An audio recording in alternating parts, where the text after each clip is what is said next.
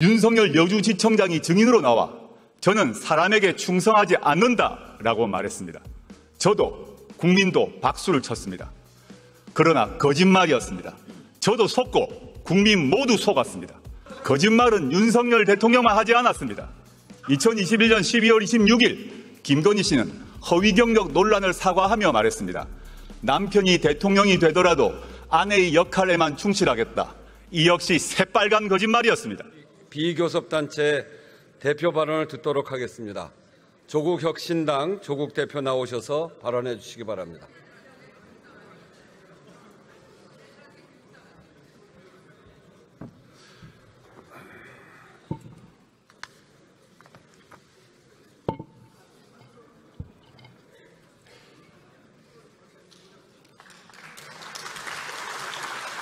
존경하는 국민 여러분, 재외 동포 여러분, 우원식 국회의장님, 선배 동료 의원 여러분, 조국혁신당 대표 조국입니다. 지난 3월 3일 창당을 한 신생정당의 대표로서 22대 국회 초선 의원으로서 전국의 거리에서 만난 국민의 목소리를 가감없이 전하고자 이 자리에 섰습니다. 저는 흠결이 있는 사람입니다. 그런데도 지난 총선에서 690만 명의 국민께서 저와 조국혁신당을 선택해 주셨습니다. 그 마음과 뜻 명심하며 항상 겸허한 자세로 국민과 함께하고자 합니다. 지난 총선에서 국민은 무도하고 무능하고 무책임한 집권 여당의 매서운 회초리를 들었습니다. 총선 후 윤석열 대통령은 말했습니다. 국민의 뜻을 겸허히 받들어 국정을 쇄신하고 경제와 민생 안정을 위해 최선을 다하겠다. 새빨간 거짓말이었습니다. 부자와 강자만 챙기는 국정 기조를 바꾸지 않았습니다. 경제와 민생 파탄을 외면하고 있습니다. 현재 서민들은 코로나 시국보다 삶이 어렵다고 하소연합니다. 소상공인, 자영업자 폐업률과 가계 빚은 날마다 치솟고 있습니다. 경기는 침체하고 나라 빚은 역대 최고로 쌓여갑니다. 게다가 무모한 의대 2,000명 정원 결정의 여파로 응급 환자는 병원을 못 찾아 목숨을 걸고 뺑뺑이를 돕니다. 상황이 이러함에도 윤석열 정권은 전 정권 탓만 합니다. 시도 때도 없이 이념몰이에 나섭니다. 반대자와 비판자들을 반국가 세력, 검은 세력이라고 비방합니다. 일제강점기의 불법성을 부인하고 식민지 근대화론을 주장하는 소위 뉴라이트 인물들을 정부와 학계의 요직에 앉힙니다. 그런데 윤석열 대통령의 거짓말은 이번이 처음이 아닙니다. 2013년 10월 21일 서울고검 국정감사장 기억나십니까? 윤석열 여주지청장이 증인으로 나와 저는 사람에게 충성하지 않는다라고 말했습니다. 저도 국민도 박수를 쳤습니다. 그러나 거짓말이었습니다. 저도 속고 국민 모두 속았습니다. 윤 대통령은 극히 일부 특권 계급 사람에게만 충성하고 있습니다. 특히 자기 자신과 배우자 김건희 씨에게 충성하고 있습니다. 거짓말은 윤석열 대통령만 하지 않았습니다. 2021년 12월 26일 김건희 씨는 허위 경력 논란을 사과하며 말했습니다. 남편이 대통령이 되더라도 아내의 역할에만 충실하겠다. 이 역시 새빨간 거짓말이었습니다. 대선 전 2022년 1월 공개된 녹취록에 나오는 김건희 씨의 생생한 발언 기억하실 것입니다. 우리 남편은 바보다. 내가 다 챙겨줘야지 뭐라도 할 수 있는 사람이다. 내가 정권을 잡으면 거기는 완전히 무사하지 못할 거다. 국민에 의해 선출되지 않는 권력, 즉 김건희 씨가 대통령 행세를 합니다. 여당 대표와 문자를 하며 회유하고 압박합니다. 정부 인사를 자신이 한다고 자기 입으로 말합니다. 급기야 김건희 씨가 전 여당 의원에게 지옥을 옮기라고 했다는 보도도 나왔습니다. 여당 내에서도 터질 게 터졌다라고 합니다. 경고합니다. 박근혜 정권에서 최순실 씨가 무슨 일을 했는지 그 결과 박근혜, 최순실 두 사람이 어떻게 되었는지 국민은 다 기억하고 있습니다. 어떤 부적도 어떤 무당도 막아주지 못할 것입니다. 존경하는 국민 여러분, 그리고 선배 동료 의원 여러분, 윤석열 대통령은 검찰총장 시절 자신이 이끄는 검찰을 이렇게 자랑했습니다. 살아있는 권력의 비리를 눈치 보지 않고 공정하게 수사하는 검찰. 그런데 자신이 최고의 살아있는 권력이 된 후 검찰은 어떻게 되었습니까? 어느 주가 조작 사건에서 공범위 유죄 판결이 났는데 전주가 소환도 기소도 되지 않습니까? 어느 공무원 배우자가 300만 원짜리 명품백을 받고 무사히 넘어갑니까? 어느 피의자가 자신이 지정한 곳에서 조사를 받습니까? 어느 검사가 수사하러 가서 휴대전화를 피의자 측에 제출합니까? 이 정도는 수사가 아니라 접대입니다. 반면 전 정권과 야당은 사냥하듯 수사합니다. 원래 겨누었던 잘못이 안 나오면 나올 때까지 먼지떨이 수사를 합니다. 원래 사냥감이 잘 안 잡히면 가족, 친족, 지인을 텁니다. 그리고 일방적 피의 사실을 친검 언론에 흘립니다. 어디서 많이 본 모습 아닙니까? 바로 15년 전 노무현 대통령님의 비극이 발생하기 전과 똑같습니다. 게다가 윤석열 대통령은 자신이 검찰총장 시절 대변인이었던 이창수 검사를 서울중앙지검장에 임명했습니다. 현 김주현 민정수석이 법무부 검찰국장 시절 검찰과장이었던 심우정 검사를 검찰총장 후보로 지명했습니다. 이유가 무엇이겠습니까? 검찰을 더욱더 수적으로 부리겠다는 것 아니겠습니까? 한편 윤석열 대통령은 자신이 나온 충암고 인맥으로 군과 경찰을 장악하고 있습니다. 김용현 국방부 장관은 물론 여인형 방첩사령관, 박종선 777 사령관 등 군내 정보 개통을 충암고 라인으로 다 채웠습니다. 경찰 인사를 하는 이상민 행정안전부 장관 역시 윤 대통령의 충암고 후배입니다. 충암고는 윤석열 정권의 하나회로 자리 잡을 것입니다. 윤석열 대통령에게 경고합니다. 아무리 모든 권력기관을 주머니 속 공깃돌로 가지고 놀더라도 국민의 마음을 잃는 순간 그대는 나락으로 떨어질 것입니다. 존경하는 국민 여러분, 선배 동료 의원 여러분, 창당 이후 만났던 국민의 목소리를 전하고자 합니다. 이태원 참사 희생자 고 이상은 씨의 어머니는 딸의 생일날을 맞아 김치찌개를 방문객에게 대접했습니다. 제 손을 꼭 잡아주신 어머니께서 무슨 말씀을 하셨는지는 짐작하실 것입니다. 지난해 수해 현장에서 숨진 최혜병의 어머니는 일주기를 앞두고 편지를 썼습니다. 저희에겐 하나뿐인 외동입니다. 사람들은 아무도 모릅니다. 얼마나 힘듦과 고통 속에 살고 있는지. 어머니는 애끓는 심정으로 진실을 밝혀달라고 요구합니다. 대구에서 만난 전세 사기 피해 젊은 신혼부부는 울먹이며 말했습니다. 평생 모은 돈이 다 날아갔어요. 이제 우리는 어디 가서 어떻게 살아야 합니까?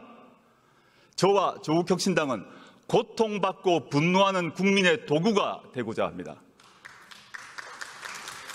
총선 때 광주 충장로 우체국 앞에서 유세를 준비할 때였습니다. 한 어르신께서 제 손을 잡으시며 말씀하셨습니다. 견뎌주어 고맙네. 살아남아주어 고맙네. 이제 잘 싸워주게. 지난달 말 전남 곡성과 영광을 방문했을 때도 똑같은 말씀을 들었습니다. 지난 윤석열 정권 2년은 대한민국의 잃어버린 2년으로 기록될 것입니다. 저희는 창당 총선에서 이렇게 외쳤습니다. 3년은 너무 길다. 무도하고 무책임하고 무능한 윤석열 정권은 나라를 더 망치기 전에 종식되어야 합니다. 국민은 이 정권 치하에서 너무도 힘듭니다. 인내심이 바닥나고 있습니다. 조국혁신당은 당내에 3년은 너무 길다 특별위원회를 구성했습니다. 저희는 이미 심리적 탄핵을 하신 국민의 마음을 받들며 온 힘을 다하여 위헌과 위법의 증거를 모으겠습니다. 존경하는 국민 여러분, 선배 동료 의원 여러분, 조국혁신당은 12석에 불과합니다. 원내 교섭단체도 아닙니다. 저희 힘만으로 할 수 없는 그러나 반드시 이루어야 할 시급한 사회경제적 과제 2가지를 말씀드리고자 합니다. 국민은 조국혁신당에 묻고 계십니다. 윤석열 정권 종식 이후 무엇을 할 것이냐? 조국혁신당은 문화, 디지털, 노동, 환경, 건강, 교육 등 8가지 사회권을 구현하는 민생 선진국을 제시했습니다. 오늘은 이 중 2가지를 말씀드리고자 합니다. 첫째는 주거권 보장을 통한 주거혁신입니다. 주거권은 쾌적한 집에서 안정되게 살 수 있는 권리입니다. 국민 40% 정도가 전월세 등 빌린 집에서 삽니다. 집주인이 세를 올리거나 방을 빼라고 할까봐 노심초사합니다. 서울에서는 중위소득 가구가 10년간 소득을 한 푼도 안 쓰고 모아야 중간가격 주택 한 채를 살 수 있습니다. 소득의 3분의 1 저축하면 30년 넘게 걸립니다. 버는 속도보다 집값 오름세가 가파릅니다. 이러면 사람다운 삶을 살 수가 없습니다. 결혼하고 싶어도 함께 살 집 마련이 어렵고 애를 낳고 싶어도 여력이 없습니다. 먼저 질 좋은 공공주택과 다양한 사회주택을 국가가 확보해 제공해야 합니다. 2022년 기준 공공임대주택은 전체 주택 재고량의 10%가 안 됩니다. 더욱이 90% 이상이 60제곱미터 이하입니다. 그래서 공공임대주택은 좁고 오래된 변변치 않은 집으로 인식됩니다. 앞으로 84제곱미터 이상의 질 좋은 집 공급을 확대해야 합니다. 빌라나 주택 등도 공공부문이 더 많이 흡수해서 공급해야 합니다. 청년, 신혼부부용 주택 확대는 물론 평범한 가족을 위해 초장기 임대주택 공급도 추진해야 합니다. 신혼부부가 84제곱미터 50년 초장기 임대주택에 들어가면 굳이 집을 사지 않아도 될 것입니다. 조금 더 여유 있는 국민을 위해 내 집 마련도 쉬워지게 해야 합니다. 문제는 땅값이나 공사비입니다. 리츠 등 주택금융을 잘 활용하여 새로운 유형의 지분 공유형 주택이나 협동조합형 간접소유 주택을 늘려야 합니다. 이제 주거와 관련된 공공기관과 공기업의 역할도 바꿔야 합니다.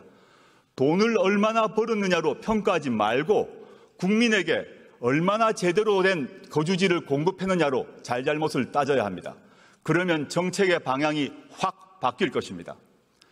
두 번째는 돌봄권 보장을 통한 돌봄 혁신입니다. 요람에서 무덤까지 제대로 된 돌봄을 받을 권리, 그리고 제대로 된 돌봄을 할 수 있는 권리입니다. 우리 사회는 급속히 초고령 사회가 되고 있습니다. 중증 환자는 크게 늘었습니다. 돌봄의 필요성은 더 커졌습니다. 특히 간병 문제가 심각합니다. 간병비 부담과 간병 스트레스는 겪어보지 않은 사람은 모릅니다. 간병비 때문에 파산하고 간병인이 환자를 살해하는 등 비극적인 사건이 잇따르고 있습니다. 가족 돌봄을 하는 청소년은 공부를 제대로 못해 취업길이 막히고 그래서 가난해질 수밖에 없습니다. 악순환을 끊어야 합니다. 건강보험과 의료보험에 간병을 포함시켜야 합니다. 간병을 개인이 아닌 국가가 책임져야 합니다. 우리 집은 관계없다고 생각할지 모릅니다. 곧 닥칩니다. 우리 모두는 누구나 아프고 다치고 나이 듭니다. 질병과 노화는 지역이나 사람, 이념, 계급을 가려서 오지 않습니다. 또한 영유아 돌봄도 공공서비스를 확대함으로써 해결해야 합니다. 말로만 아이를 낳으라고 하지 말고 가족이 아이를 잘 키울 수 있도록 사회 여건을 획기적으로 바꾸는 것, 그것이 바로 국가가 할 일입니다. 그에 앞서 당장 손길이 필요한 가정을 위해 낳으면 국가가 키워주겠다라고 선언하고 실천해야 합니다. 아이를 위해 나라가 나서야 할 때입니다. 육아휴직 활성화법, 지역돌봄 강화법, 가족돌봄 휴가법 등 전국민 돌봄 보장 시리즈 법률이 필요합니다. 주거권과 돌봄권 보장은 대한민국이란 국가의 소멸을 막는 방책입니다. 주거권과 돌봄권을 말하면 돈이 문제라고들 합니다. 맞습니다. 그러나 감세와 복지 증대를 함께 약속하는 사람은 거짓말쟁입니다. 중력을 이겨내야 대기권을 뚫고 우주에 다다를 수 있습니다. 세금과 복지 관련한 오랜 고정관념과 두려움을 떨쳐버려야 선진국으로 도약할 수 있습니다. 당장 증세는 못하더라도 부자 감세만큼은 철회해야 합니다. 대기업과 부자만 배를 불리지 말고 보통의 국민에게 이익이 골고루 돌아가도록 해야 합니다. 존경하는 국민 여러분, 선배 동료 의원 여러분, 이어 조국혁신당은 정치개혁을 위한 두 가지 과제를 제안합니다. 먼저 제7공화국으로 진입하기 위한 개헌을 제안합니다. 제6공화국 헌법은 국민의 피와 땀으로 일궈냈습니다. 그 뒤 37년이 지났습니다. 일제강점기보다 긴 세월입니다. 우리 사회는 크게 변화했습니다. 이 변화에 걸맞는 새로운 미래를 준비하는 새로운 헌법이 필요합니다. 헌법 전문에는 5.18 민주화운동, 부마민주항쟁, 60민주항쟁을 수록해야 합니다. 이 운동과 항쟁으로 우리는 현재에 이를 수 있었습니다. 대통령 5년 단임제도 4년 중임제로 바꾸어야 합니다. 책임 정치를 구현하고 국정의 연속성과 일관성도 강화할 수 있습니다. 민생과 복지를 위한 사회경제적 개혁을 원활하게 만들 수 있는 사회권 강화 조항도 필요합니다. 합헌적으로 수도를 이전할 수 있는 수도 조항도 신설해야 합니다. 가능하면 빨리 개헌특위를 만들어 개헌안을 만듭시다. 2026년 6월 3일에 이루어지는 지방선거 이전에 국민투표로 개헌안을 확정합시다. 그 국민투표는 축제가 될 것입니다. 두 번째 제안은 정치개혁입니다. 지금 대한민국 정치는 민의를 정확히 반영하지 않습니다. 우리 정치는 비례성과 다양성이 강화되는 쪽으로 개혁되어야 합니다. 최근 거대 양당은 정치개혁을 명목으로 지구당 부활에 합의했습니다. 과거 지구당을 폐지한 이유는 돈 먹는 하마였기 때문입니다. 고비용 정치와 금권 선거가 이제 완전히 사라졌을까요? 국민은 그렇게 생각하지 않을 것입니다. 지구당을 되살리면 민의를 더 잘 수렴할 수 있을까요? 그렇지 않을 것입니다. 지구당 부활은 거대 양당 소속 정치인에게만 좋은 일입니다. 현행 비례대표 선출 방식은 준연동형입니다. 다당제가 민주주의를 발전시킨다는 점에 공감대가 형성된 결과입니다.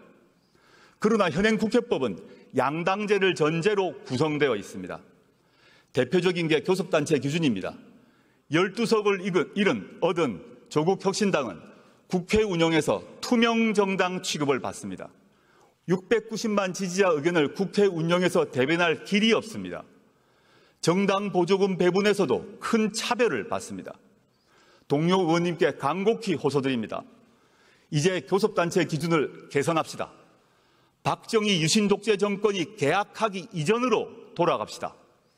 정치 신인 때 정치개혁에 대해서 품었던 초심을 한 번만 돌아봐 주십시오. 존경하는 국민 여러분, 그리고 선배 동료 의원 여러분, 우리 국민은 교양과 품격 있는 지도자를 가질 자격이 있습니다. 절대된 국가 권력을 가질 자격이 있습니다. 주거와 돌봄을 걱정하지 않아도 될 자격이 있습니다. 조국혁신당이 쇠빙선이 돼 깨트리겠습니다. 조국혁신당이 예인선이 돼 이끌겠습니다. 4년 뒤 22대 국회가 끝날 것입니다. 그때 국민은 이렇게 말씀하실 것입니다. 조국혁신당이 정권교체를 위하여 가장 앞장서서 싸웠다. 그리고 조국혁신당으로 인하여 국회에서 주거권과 돌봄권의 기초가 마련되었다. 그 출발점은 2024년 9월 9일이었다고 말입니다. 조국혁신당은 행동하는 정치를 하겠습니다. 감사합니다.